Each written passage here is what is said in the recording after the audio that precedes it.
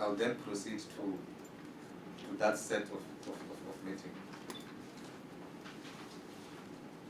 Cabinet held its Lekgotla 3 years and 4 months into the term of this administration. The 3-day extended Cabinet meeting took place from the 4th of September to the 6th of September 2012 at the Makgatho Presidential Guest House in Pretoria. The key objectives of the Lekgotla were to assess progress on the various targets which government undertook to realize and achieve by 2014. To this end, the key thrust of the meeting focused on ensuring that government remains accountable to the service delivery needs of our people. Received progress report on the key infrastructure projects. Cabinet also received the strategic implementation plan for the National Planning Commission and the report from the Presidential Review Committee on State Entities. On the Presidential Infrastructure Coordinating Committee report, the Cabinet Lekgotla received a progress report on the infrastructure build program across the 17 strategic integrated projects. Cabinet also welcomed the steps taken to speed up construction and project sign-off. Progress with spending as well as construction activities were tabled by the PICC. The Lekgotla agreed to a new SIP on water and sanitation, aimed at addressing the country's immediate and long-term water and sanitation needs. It called on all spheres of government to strengthen implementation and enhance the localization program for components and supplies of the infrastructure inputs. Projects that support regional integration will receive special attention also. The Lekgotla welcomed the work done on the cost containment and measures to address and combat corruption in the infrastructure plan, which will now go through cabinet process in the next few months.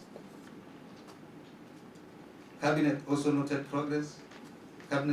also noted progress on the implementation of government's priorities on health, fighting crime and corruption, job creation, rural development, local government and basic services, and education and skills. The review report focused on assessing progress to date against the detailed targets per priority which were set in 2009. Areas of good progress were noted, such as evidence of increasing life expectancy as a result of the government's comprehensive response to HIV and AIDS, reduction in infant and under 5 mortality rates, an increase in the number of artisans qualifying per annum, and a reduction in the overall serious crime rate.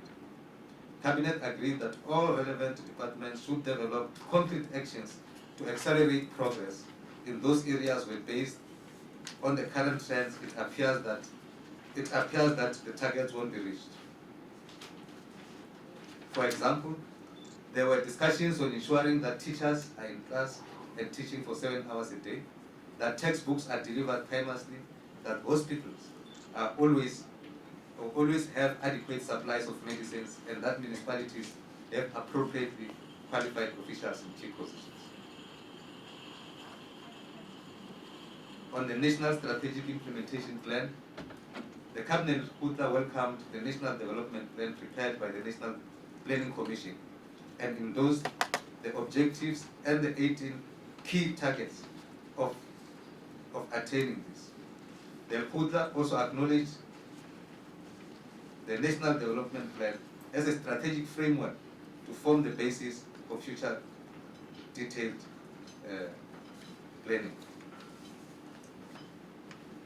A government-led process to secure stakeholder participation in mobilizing national ownership will be initiated. The Lekgotla concluded that Cabinet Committee will be set up to develop targets and integrated implementation plans with the Forum of South African Directors General. The National Planning Commission will assess implementation and refine plans as we proceed.